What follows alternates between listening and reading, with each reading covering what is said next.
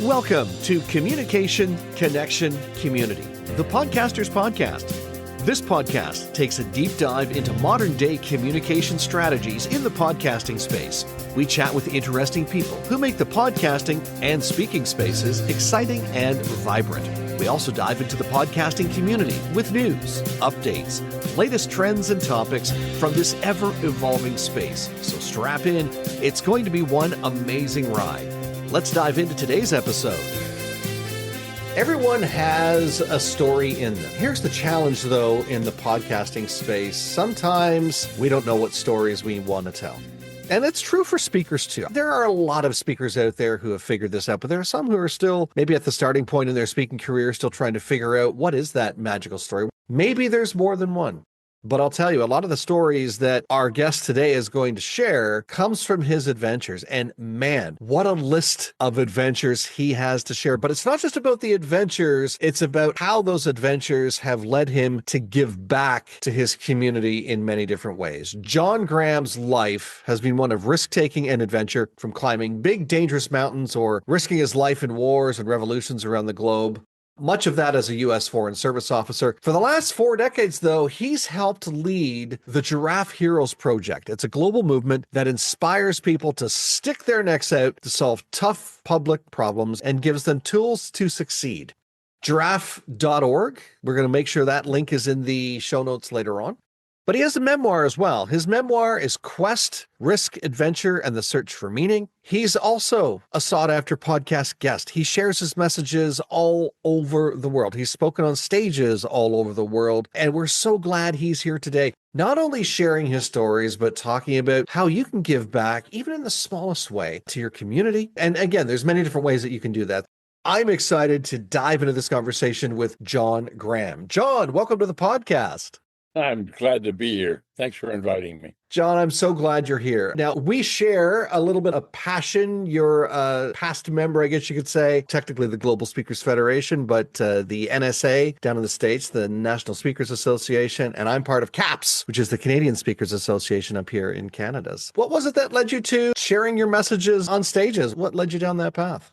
I started doing public speaking back when in the Foreign Service. I was doing it as a Foreign Service officer, mostly running around the country telling people what the Foreign Service did, policy issues, the like. But I've always had a gift of gab, and I realized fairly soon that because of my life, and my bumper sticker is I'm lucky to be alive, I have an innumerable number of stories of adventures, some of them violent, and that people always seem to want to listen to them. So I said, what the heck? I realized that in the public speaking I was doing, that the best drawing card, the best way to get people to lean forward in their seats listening to me was to start with some of these adventure stories, because people put down their pens and pencils or in those days, or turned off their phones or whatever and listened. And then I realized also at that stage of my life that I wasn't just an entertainer. That wasn't enough. What I really wanted to do was to get people to help people find more meaning of their life through giving back, through being of service, through helping solve tough public problems, as you said. And so that became my life's goal. And the path to there was a lot more than we can cover in 30 minutes. But basically, it stemmed from early life of nothing but wild-ass adventures.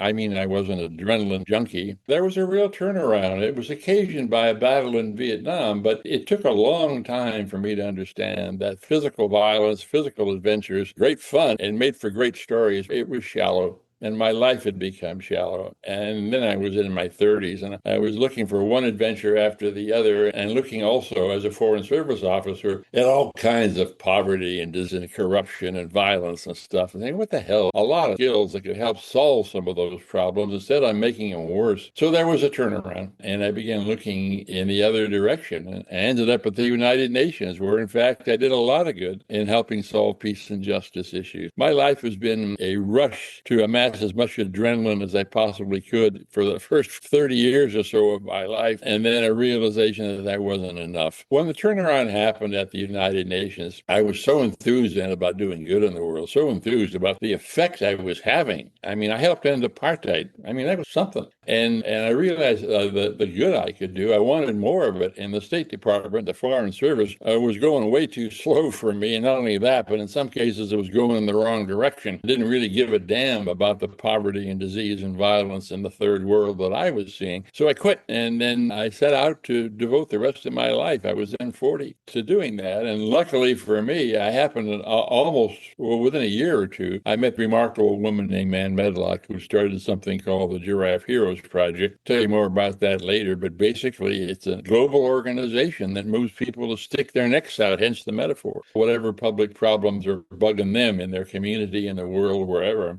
It speeded things up when I fell madly in love with Ann. And we've been married now and working together on the Giraffe Project for damn near 45 years. And we're doing the same thing that Ann started doing, finding people sticking their necks out, telling their stories. We're storytellers. And we're doing what the troubadours did in the Middle Ages, you might say. Everybody knows that if you want a culture to become more heroic, more courageous, whatever, you don't preach at them, you tell them stories, you inspire them. And that's what we do. Tell the stories of inspiring heroes. In that way, motivate other people to say, what the heck, that guy or that woman is sticking his or her neck out, and I'm just sitting here grousing about the problems. I should do something too. And they do. I mean, we have remarkable feedback.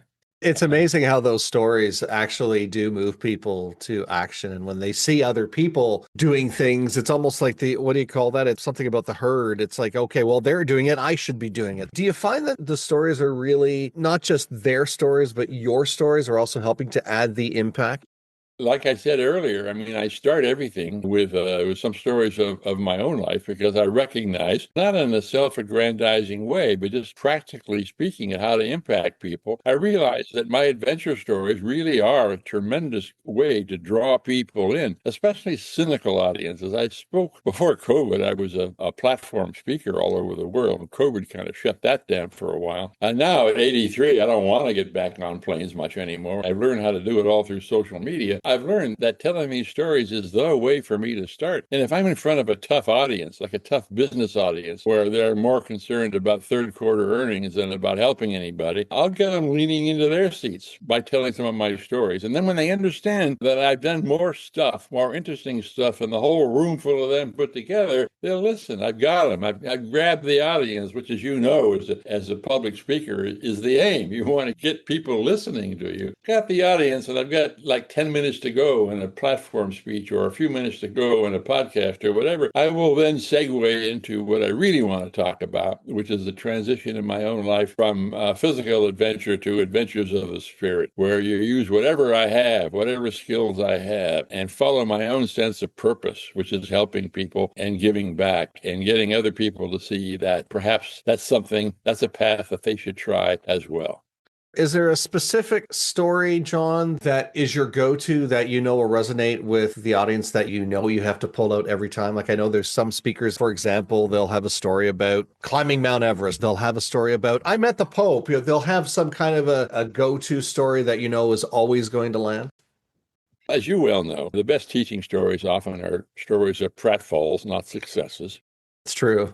Depending on how much time I've got, I will tell stories of my early life. I won't tell them all here, but I went to sea on a freighter when I was just 16 years old, and there were no container ships. And I hitchhiked through the revolution in Algeria, and then I was in the middle of the revolution in Libya. Then I went to Vietnam, where I was in one of the most difficult and dangerous spots in South Vietnam during the war. I climbed the north wall of Mount McKinley, a climb that's so friggin' dangerous that no one's ever done it since. And lots of other climbs as well. Avalanches, dangers, rock falls, crevasses, whatever. I suppose I've almost died a violent death. I mean, come close to a violent death at least 12, 15 times in my lifetime, but I kept walking away from it all, and which led to more stories and more stories and more adventures. I tell these stories. I'm careful to use all my time doing that. I'm careful to understand and remind myself that I'm not there just to entertain. These stories are a way of getting people's attention, and I do that. And then I'm able to, when I have the audience and I can feel it, as you well know, as a professional speaker. You can sense when you've got the audience and they're leaning forward, wanting to hear more. I'll say, well, here, what I found out is that the most important thing in my life was the purpose of it, the meaning of it. And that if living a life without any purpose, without any meaning, to me, it would be like being a fancy Swiss watch with no hand. That doesn't make any difference. Or another metaphor I use a lot is you look at the mirror in the morning and who looks back at you? You want to know you're on the planet for a reason. You're not just marking time. And I don't criticize people if they think that third quarter earnings are the purpose of their life. I think they're going to find out differently. I think that chasing money and power is no better. I was chasing adventures. At a certain point,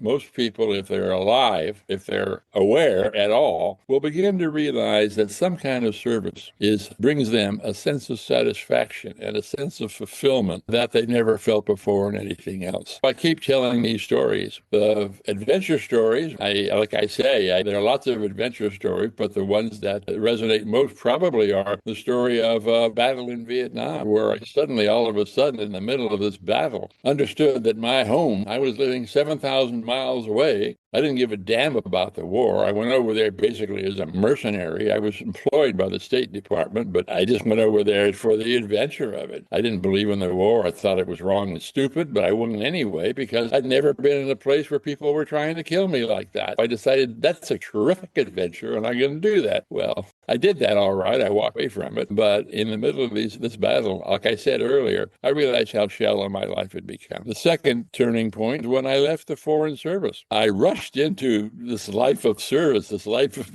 of doing good in the world without any thought to anything else, including making money. I had two kids at the time. I had two kids. I still have them. And so I panicked over money and got a job lecturing on a cruise ship. You probably know they pay a lot of money for going in and talking to a bunch of retired people on a cruise ship. And this is a long time ago, 1980. So we're not talking cruise ships of today. We're talking small ships of 500 or 600 people, not 5,000. The very first cruise ship I got a job on was heading for the Far East for a nice summer for 500 retired people, and it caught fire and began to sink in the Gulf of Alaska. The Coast Guard regards it as the most important air-sea rescue it's ever been involved in over 300 years. It was incredible. We were 150 miles off the coast of Alaska, heading out into the North Pacific. The ship was burning. We were all put on lifeboats. I had my daughter with me. I had that extra concern. The problem was that we were so far from shore that it took a long time for helicopters from the shore bases to get there. And the second problem was that there was a typhoon coming on. And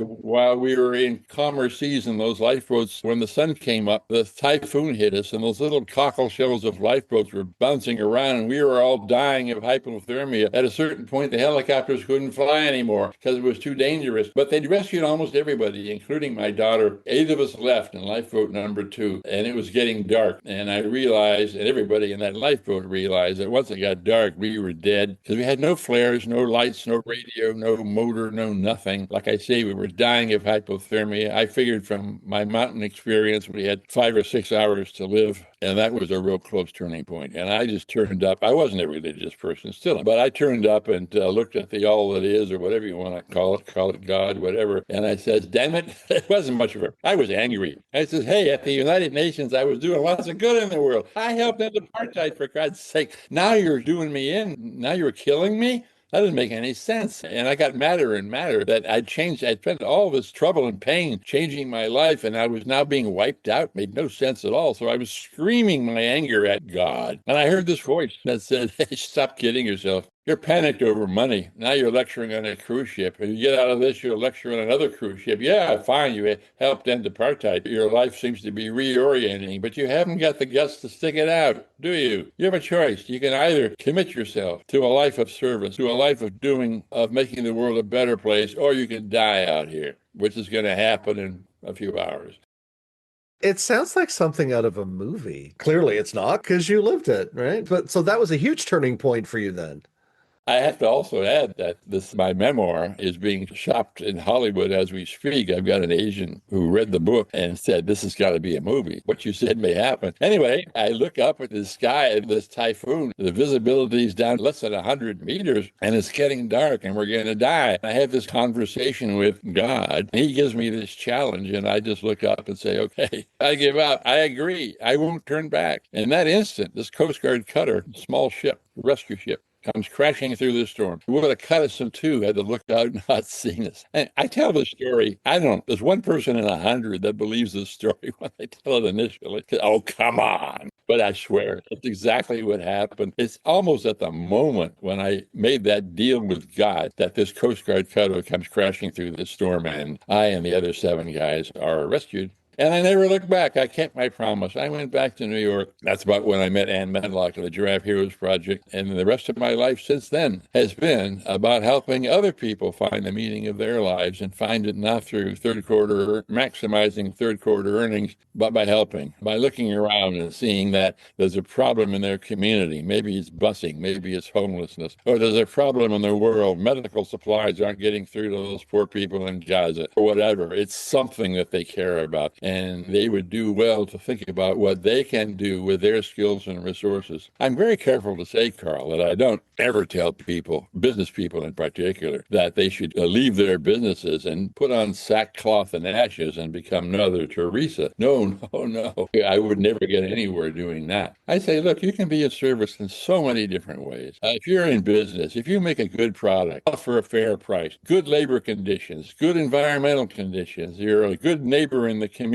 where your factories operate. That is a service. If you're a barber, for example, and as barbers tend to do, get into conversations as a troubled person, and the 10 minutes you're cutting his hair, you talk about something meaningful to that person. Well, that's a service. If you have a great gift of music, well, making people enjoy the beauty of your voice or your instrument, that's a service. If you're a neurosurgeon, obviously you're of service saving lives, whatever. You find what it is and you do it because it's a service, because it's giving back, not because you're being paid a shitload of money to do it. You do it because it's what makes your life sing. It's what makes you passionate. I don't know how long I'm going to live, but I swear for both me and Ann Medlock, who's older than I am, that living a life this way is already adding a lot of years to our lives.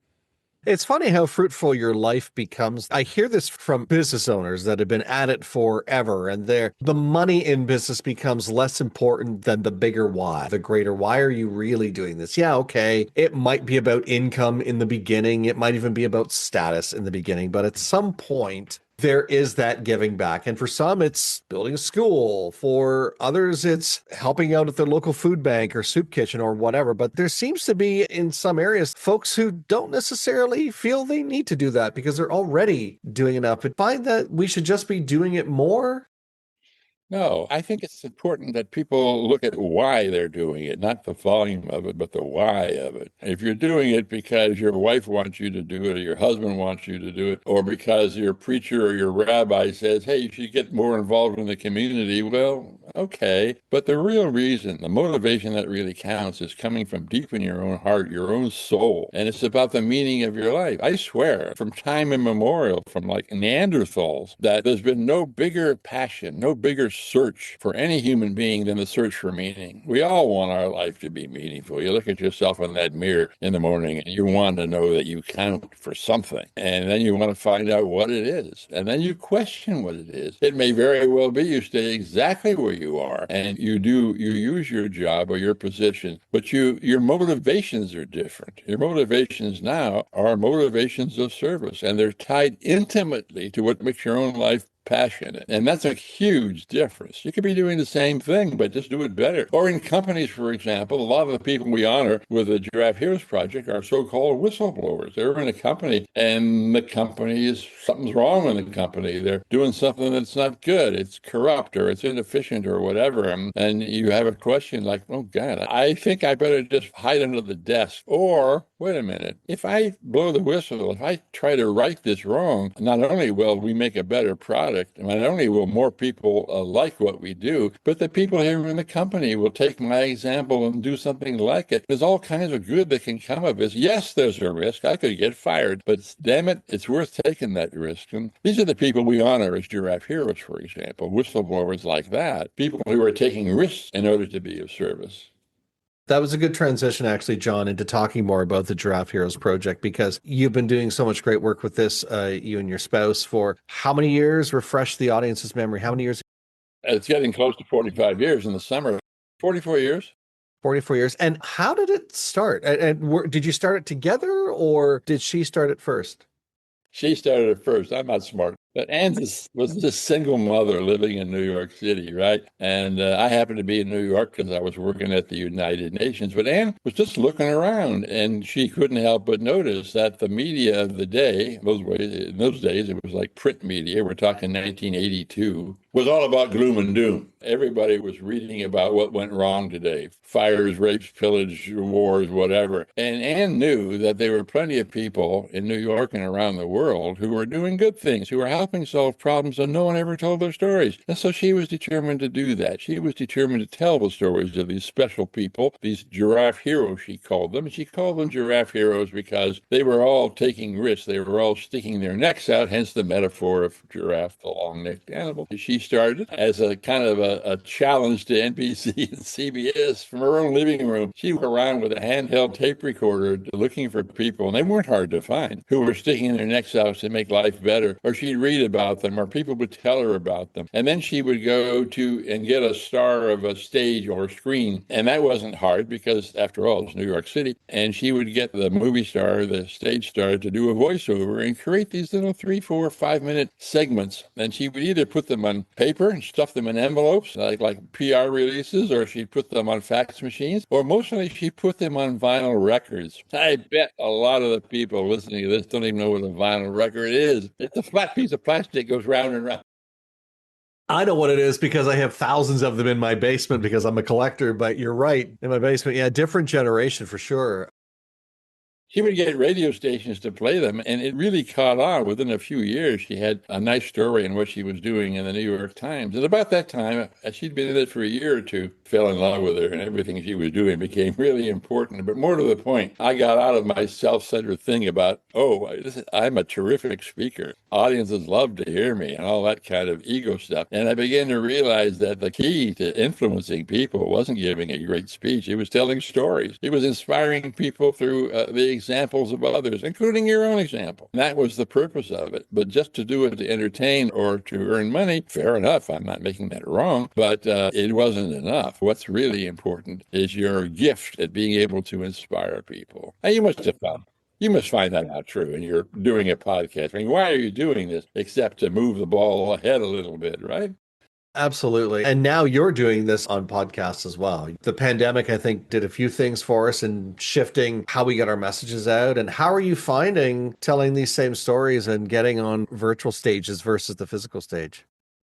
I'm finding it fine. First of all, I'm reaching a lot more people. I'll tell you that. I don't know what your stats are, but I reach millions of people on podcasts. And I do these short form videos. I just did it as a lark because I have a grandson who's a journalist in New York State. And he did a story talked about me, about his grandfather and my adventures. And the last paragraph of the story, in doing this story, I realized what an incredible badass my granddad is. That's the meme. That's what I'm looking for. Because at that point, I was saying, what can I do better? I'm not reaching a demographic, Gen Z, the people in their 20s and 30s. They're not going to listen to someone who's 83. I got to figure out a way to do that. And so that means short form video. And I began to experiment doing 3-minute videos. Each video has about the first 2 minutes of an adventure story. And I've learned how to tell any story in 2 minutes. It's not easy, but you can do it. The last minute or so, I segue into some kind of life lesson that is related to that adventure. And the life lesson might be about courage or perseverance or building trust or something like that, but it's related to story. But by then I've captured the 23-year-old or the 34-year-old or whatever, and they listen to it. I've only been doing it for a year and a quarter, and as of yesterday, 120,000 followers and 2.5 million views. That's pretty darn good. I get pursued now by producers who want to put ads on what I do and pay me a lot of money. Of course, I say no, but that's what's happening because they call me, I forget what the word is, but I'm a senior influencer or a major influencer. Something like that. And I just laughed because, as far as I knew, a year and a half ago, influencers were young ladies that showed you how to put your nail polish on correctly. And they were influencers. So I'm enjoying it. But what I'm enjoying most, Carl, and I'm sure you understand this, is not the figures, not the stats. What I enjoy is the comments because I'm getting a lot of comments. And I thought in the beginning, well, I'm talking to people half my age or younger. And so there's going to be a lot of snark. Who is this old fool telling us this and that? No, it's not that at all. Almost none of that. I get a huge number of positive responses. And half of them are like, hey, that's terrific. Keep it up. But the other half, honest questions and comments, mostly from younger people who have picked up on something I've said. And they said, I don't know how you found the courage to do that, but I need some courage because there's something going on in my marriage that it's falling apart and I don't have it. Or there's something going on in my company. Or there's something going on in my community. There's a bunch of folks here that want to ban books. And I don't think I have the courage to go to the school board meeting and face them down because they're going to shout at me and call me names. But listening to this story, damn it, I am going to do that. Or I did it. I spend 4 or 5 hours a week on my fan mail just because I owe it to these people. I mean, I've grabbed their attention. I've moved them. It would be a crime for me not to follow up on their comments and questions with the best advice and the best responses that I can. So like I say, I spend hours every week with the people that respond to me. I think it's a testament to just the work that you've been doing and now transitioned it to being available to not just on physical stages, but also to, as you say, it's like a new generation of people that wouldn't necessarily have found you, have discovered you, and they're not poo-pooing or saying anything crass. They're legitimately interested and want to garner your support or garner your advice or just give you a high five.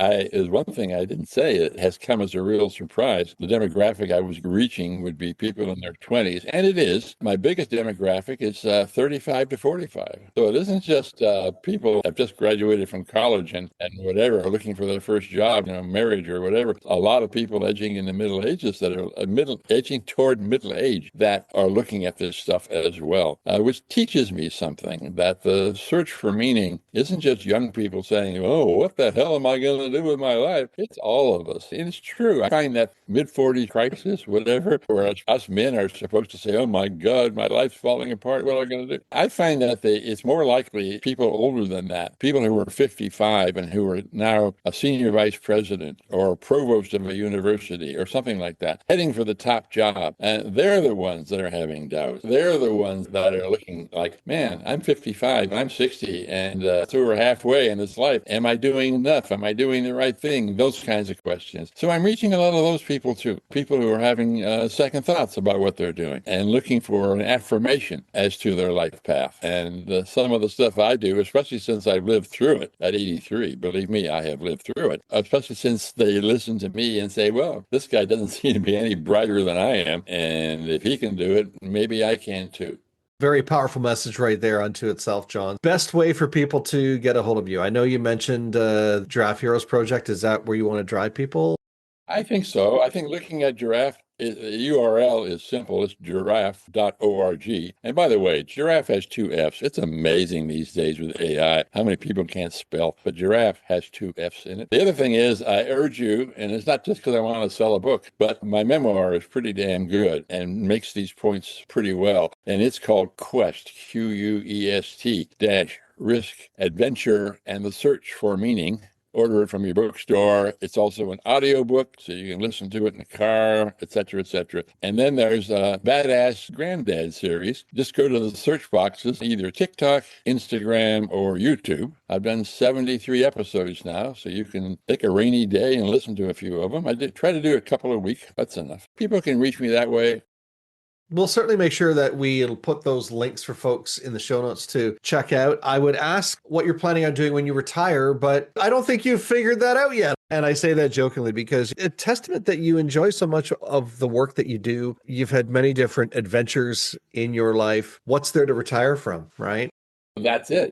Hey, Carl, you should be ashamed of yourself asking me that question. What do I retire from? I'm having too much fun. I mean, if people haven't got from this 30 minutes we've spent together that I'm having a lot of fun doing this, as well as I hope doing some good, then they're missing the whole point.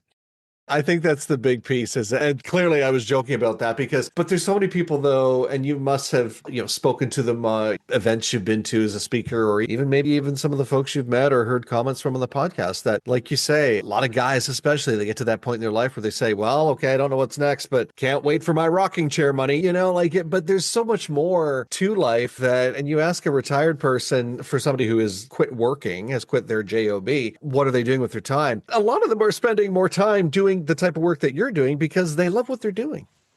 Absolutely. I even put it in my will. When the time comes, I get some terminal disease and some doctor says you got X months to live. I live close to Mount Rainier. I've climbed it a bunch of times. And I'm just going to go up in a light jacket and I'm going to start walking in that light jacket toward the summit. I won't make it, of course, but close to the top, I'll find a crevasse and I'll fall in and that'll be the end of me. And that seemed like a good way to go. John, what a life of adventure. Thank you so much for sharing it with all of our folks here today. And again, link to some of the resources that John has mentioned, his memoir, the Giraffe Heroes Project, and also the Badass Granddad. That all sounds very amazing. And eventually, maybe the movie will come to fruition. It's tough to get a movie funded, but anyway. You never know. John, it's been a great conversation. But before I turn you loose, I'll give you the final thought. Given it a couple times over, I think there's nothing more important than the search for meaning in our lives. And I urge all of your viewers not to quit that search until they find it. And I swear, if they look hard enough, they're going to find it in some kind of giving back. I love it. That's a great place to leave it. John Graham, thank you so much for being my guest today. It's a pleasure, a real pleasure. Thank you for doing this. And hey, thank you for being a part of the show today. So glad you could join us. Believe it or not, I can't work this magic by myself. So thanks to my amazing team, our audio engineer, Dom Carillio, our sonic branding genius, Kenton Dilborowski, and the person who works the arms, all of our arms actually, our project manager and my trusty assistant, Jilabel Tiongo, known to us here simply as July. If you like what you heard today, let us know. You can leave us a comment or review or even send us a voice note. And if you really liked it, we hope you'll share it with your friends and your colleagues. If you don't like what you heard today, well, please feel free to share it with your enemies. And if you know of someone who would make a great guest on the show, let us know about it. You can get in touch with us by going to our show notes where all of our connection points are there, including the links to our website, LinkedIn, and Facebook as well. And if you're ready to be a guest on podcasts or even start your own show, let's have a conversation. We'll show you the simplest way to get into the podcasting space and rock it. Because, after all, we're Podcast Solutions Made Simple. Catch you again next time.